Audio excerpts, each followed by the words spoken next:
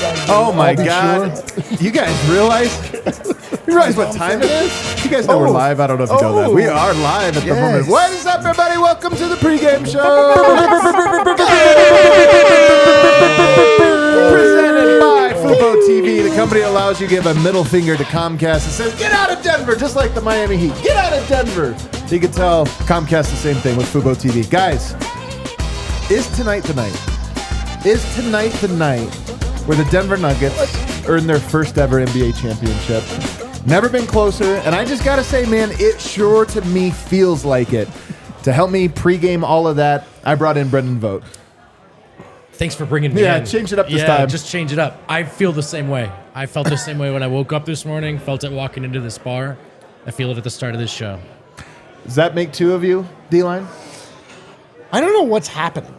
Like, I'm in an alternate dimension. Yeah. Like, in this alternate dimension, things that I want to happen, and strangers. That's not reality. Strangers know who I am, dude. I don't know what's I don't know what's going on. Then over there, we can go 3 for 3. Superstar Dev. I also don't understand what's happening. It's a little confusing, honestly, this whole process. Especially like the imminent is supposed to happen. Everybody's like, this is going to happen tonight. And I'm like, they still have a game to play. So it has been weird, but we just feel like we have to be ready to celebrate.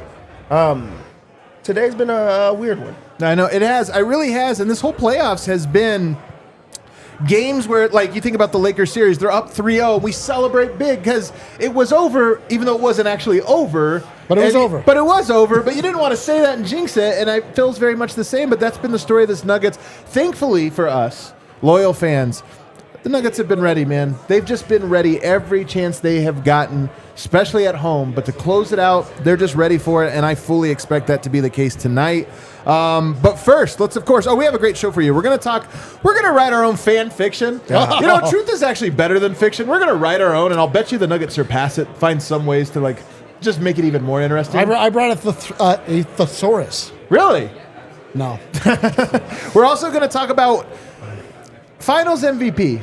Is it already set in stone? Or is there something crazy Christian Brown could do tonight to climb that ladder, Des? I don't know. Since we're pushing at it, there is a new Finals MVP ladder that just dropped. Oh, save that for later. I can't wait to see if Christian Brown moved up or not. We're going to find out. But first, of course, we have game notes, and for that, we throw it over to Brendan Vogt. Tyler Hero moved up on the injury report, upgraded to questionable, and is expected to suit up and attempt to return tonight in Game 5. Sources tell Adrian Wojnarowski at ESPN. First of all, let's stop here. First of all, is this a good thing or bad thing for the Heat? Because one, Tyler Hero doesn't play great defense. He does make some crazy shots. So he helps your offense a little bit. But my God, has Denver scored on this team at will with their defensive lineups. You throw a guy out there who's not just a bad defender, but also has been on the shelf for over 2 months. Just throwing a guy into the fire in the middle of the finals, not only just the middle of the finals, on a possible ender. That is just a rough spot to be in because, you know, he really hasn't worked himself up. Like, we've seen him in his live portions of practice. He has a hand, you know, he has a sleeve on his hand. He's not actually playing full speed. He's already not a great defender. And also, you can mess up the little rhythm that they do have. So I don't think that that's a great thing for him. And it's just not fair. It's not fair to put all of that on him. D-line, he to me is their Michael Porter Jr. Lights out shooter, but has some defense. And I think Porter this year fixed a lot. Like, I actually think Tyler Hero, almost offensive to be compare him to Michael Porter defensively, but he's maybe like Michael Porter in seasons past. Can you imagine Michael Porter missing the whole playoffs and coming back in Game 5 of the finals? Kinda. You can? Well, do you think it would be it wouldn't be a positive. Yeah. I mean, like, but when you're talking about the Miami Heat, you're talking about a team that has guys in Max Strus, Caleb Martin, Gabe Vincent that have given them nothing, 0, 2 points a game. So I don't. But I you know honestly what they don't haven't given them? Defensive breakdowns. Like, Denver's scoring on them, but at least they're not, like, just screwing up rotation. But I mean, Denver scores it down every time down anyway. You might as well at least try to return fire a little bit because your strategy isn't working. And again, like, those three guys have been completely absent from the series, especially on the offensive end. So I mean, I don't imagine this swinging the game. I certainly hope not. But like, I mean, they got to switch something up. It's not the worst thing in the world for them. Does it influence you at all that his name is Hero? Yep.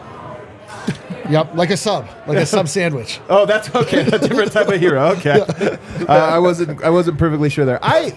Look. He can make some shots, and shooting variance to me is the only way. I have a lot of respect. You guys know I have a lot of respect for this Miami Heat team. I just think the Nuggets are better, and the only way for me that this game goes the other way is shooting variance, and maybe Tyler Hero helps with that.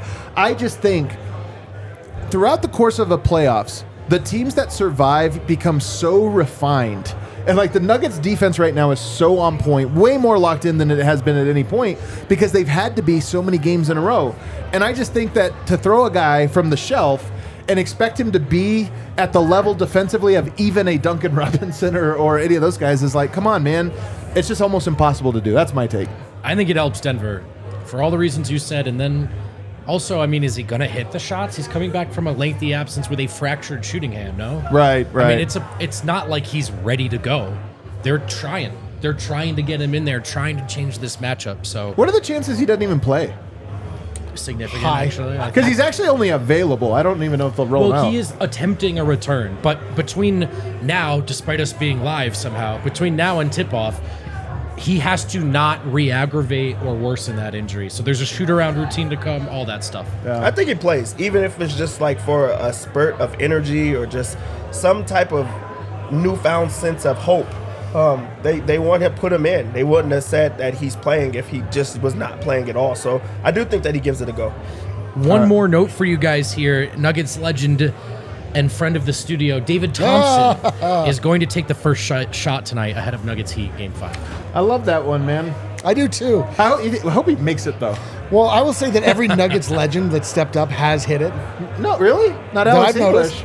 Oh, he didn't? No, he didn't make it. I hope he's been practicing with like oblong rubber balls. Yeah. Like that is the greatest tragedy of all, is that the cheap balls from that Western Union? that they make them shoot, that everybody afterwards is like, the weight was off, whatever. So Yeah. we'll see.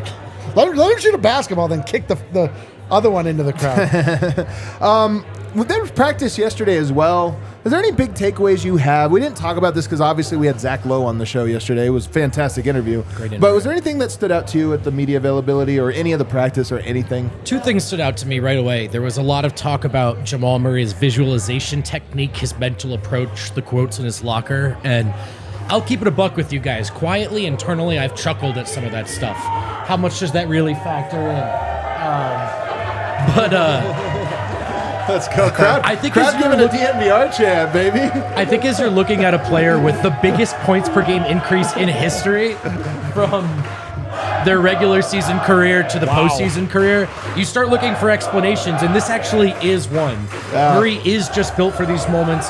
He has spent his life training for these moments, and so I think for a lot of players that stuff might ring hollow, but Michael Malone insisted for Jamal Murray, it's real, and it's helped him get to this point. Stop the count.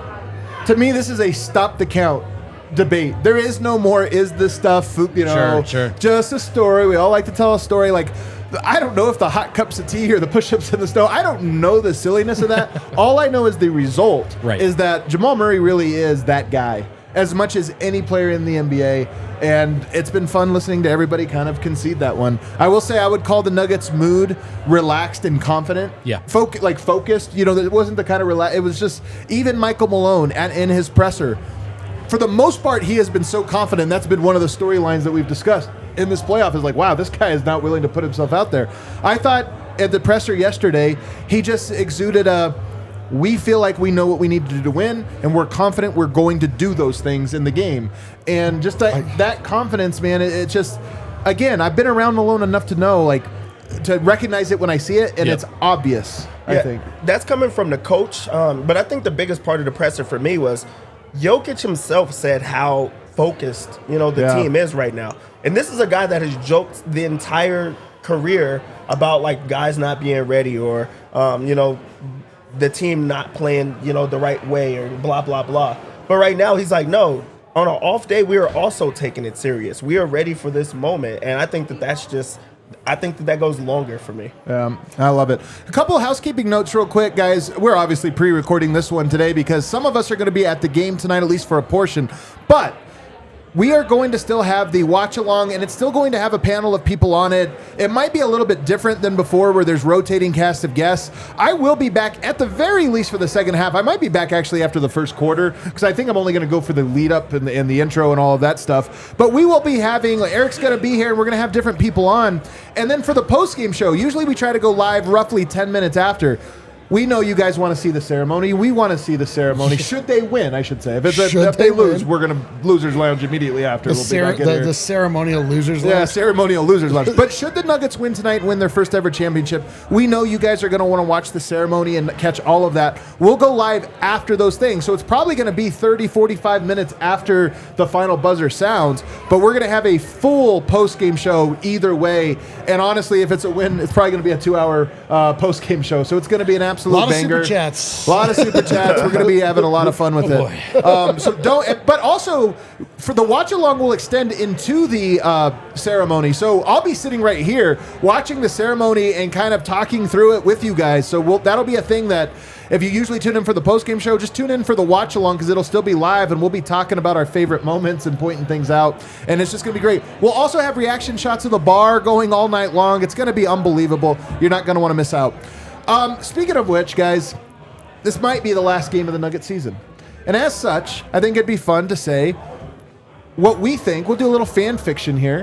What would be the perfect way this game could go and the Nuggets could grab the Larry O.B. for the first time? I'm going to start with you this time, D-Line.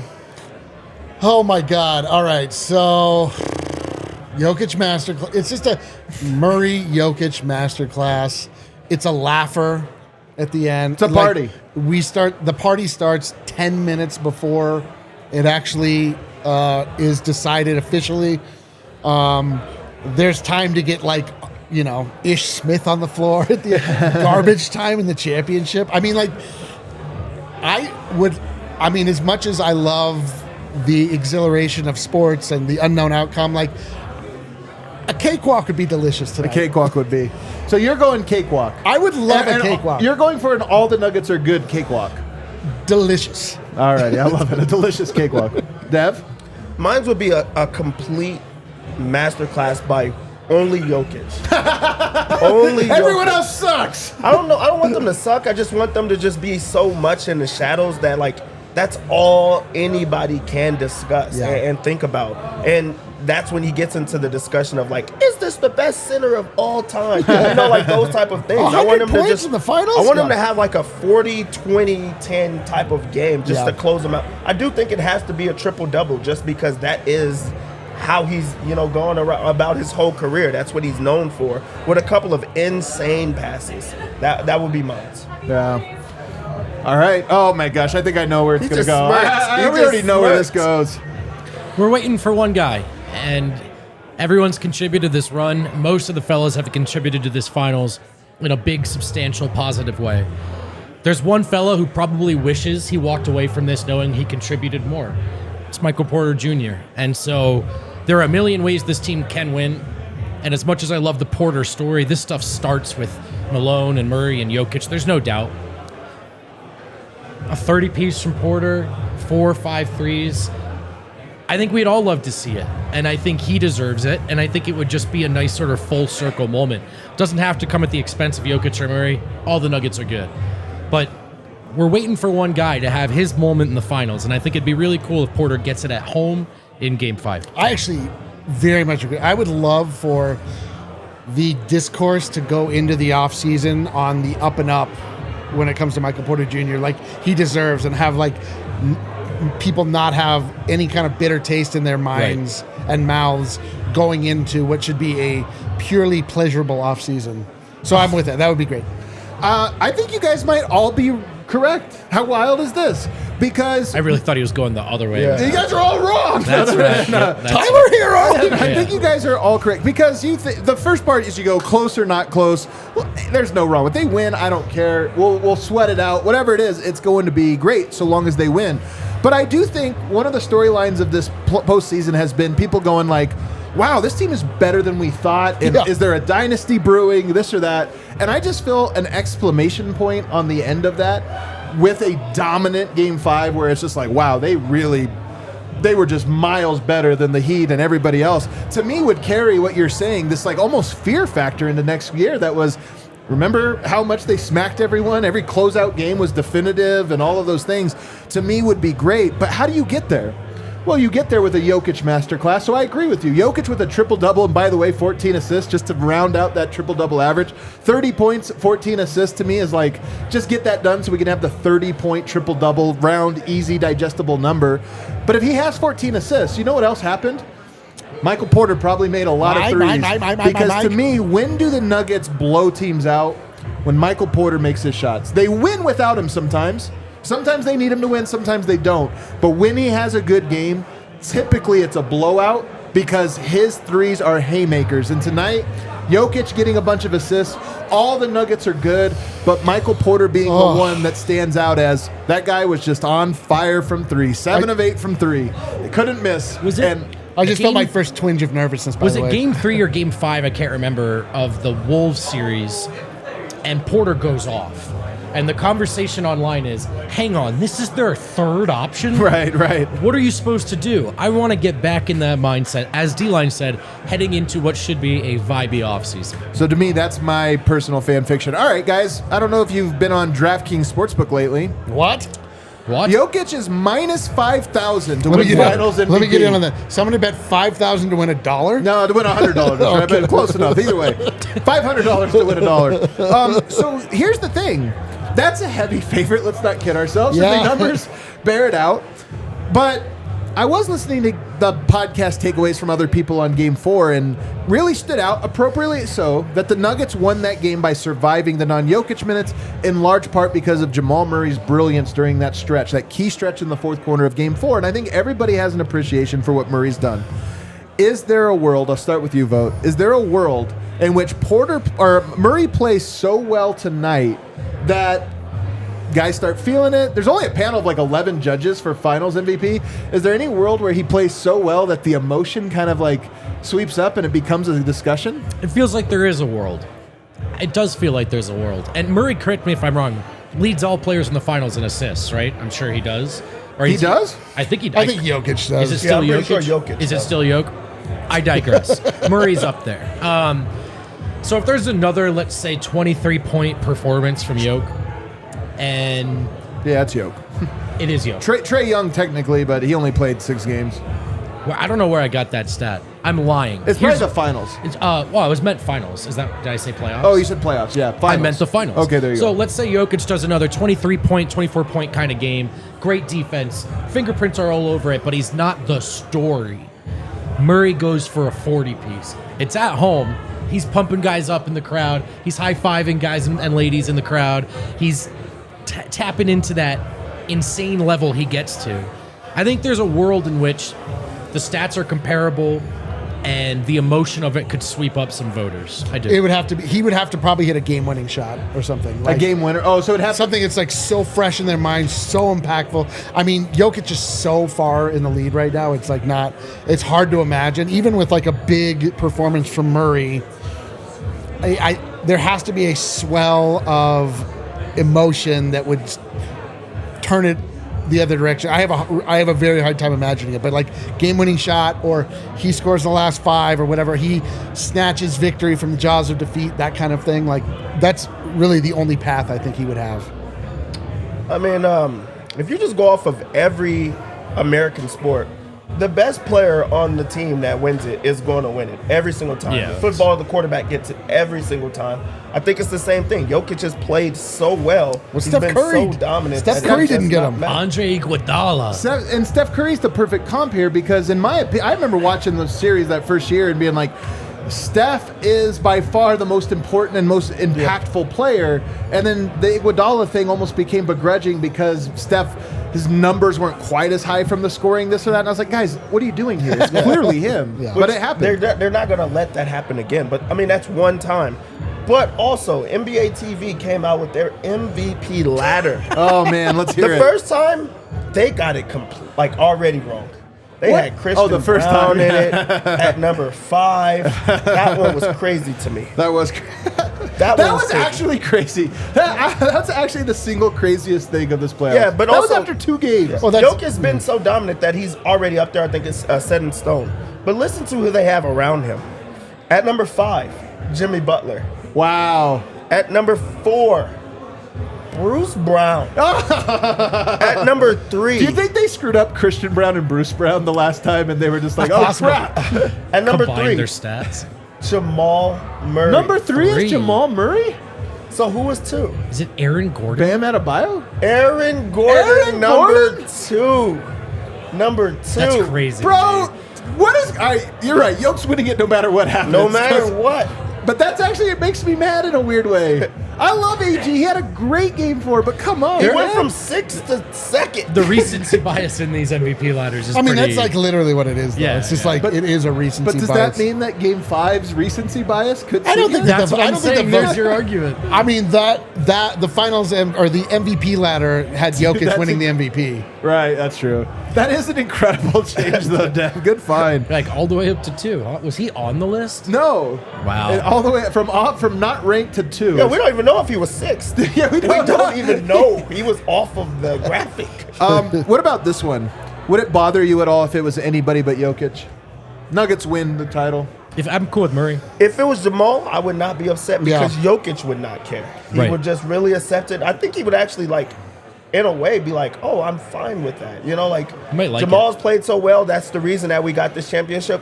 Once they win it, he's going to do that anyway. He's going to say Jamal won us that championship. Right. You know, when we did not have him, we did not win. We lost, you know, in a humiliating fashion. We bring this guy back, and we won the championship. So he's going to do that regardless, so I think we'll be okay with that.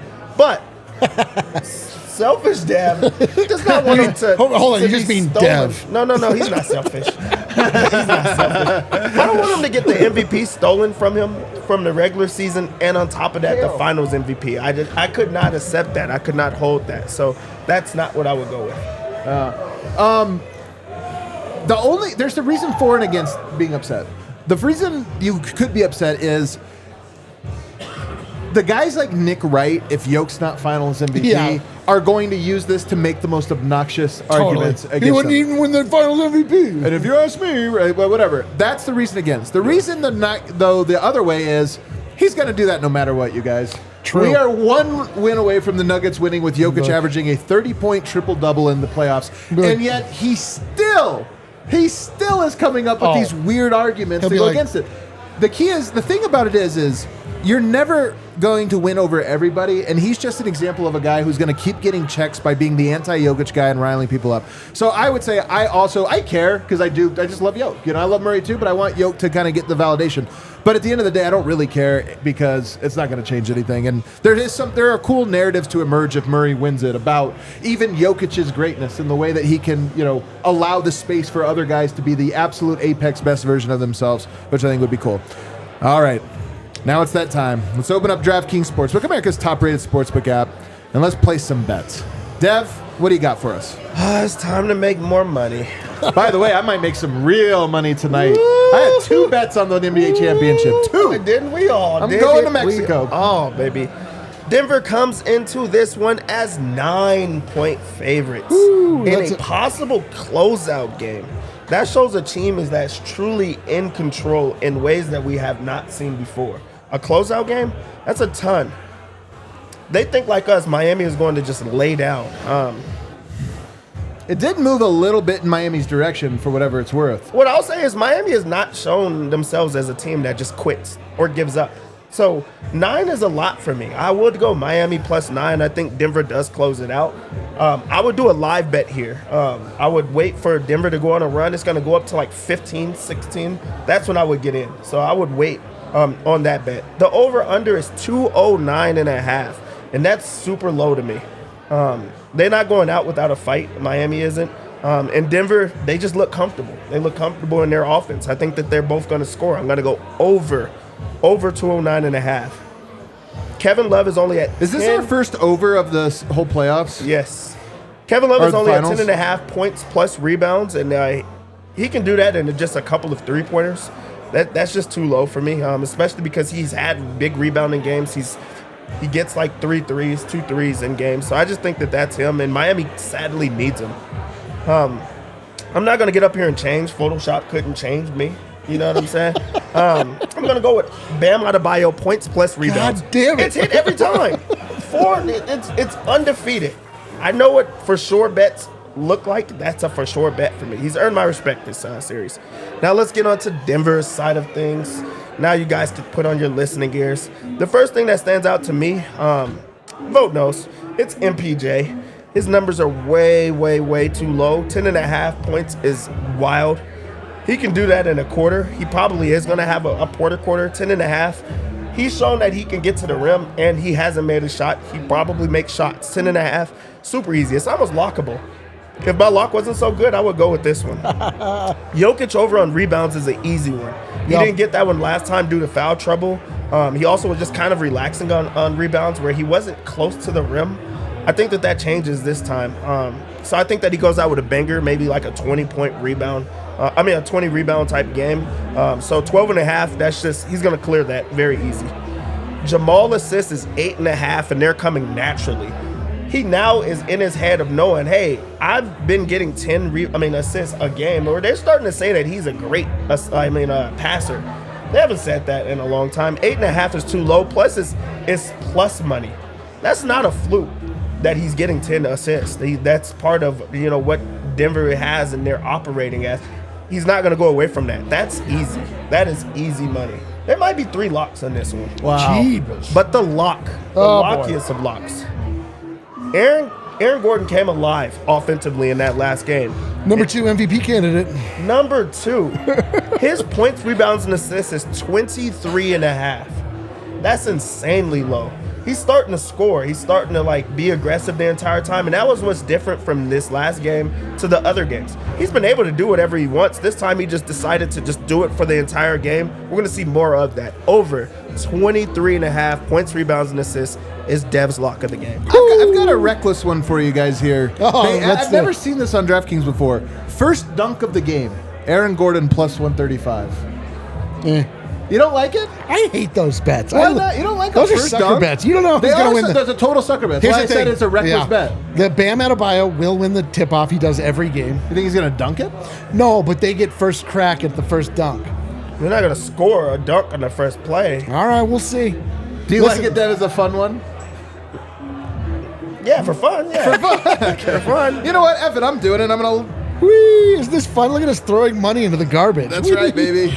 What about, they have dunks and threes overall, too. I kind of like that one. Oh, no, they don't. They just have first dunk. By the way, was that Duncan threes? We're over time. Duncan Adam's Robinson's? just scrolling for just increasingly irresponsible bets. What do we got for a same game parlay? All right. I've got, don't forget to activate your boost. You know, get a boost for a same game parlay. So I have 4 legs that will net you plus 500. Okay. The K9. Absolutely. The K9 bet, dude. The first one. We learned this long ago. Dev's onto it. I'm onto it. You're onto it. In important games, Nikola Jokic does one thing reliably and one thing only, that is rebound the basketball. I'm going to go 12-plus rebounds for Nikola Jokic. Okay. I'm going to go Jamal Murray. 3+ three-pointers made. This feels like the lockiest thing that's ever been proposed. Okay. I'm going to go Jamal Murray, 8+ assists. He's been getting 10 a game every game in this this final so far. And I'm going to go Aaron Gordon, 12+ points. That's it. Those 4, which all 4 seem fairly meager to me, will net you plus 500. What was the AG one? Plus 12+ points. Points, okay.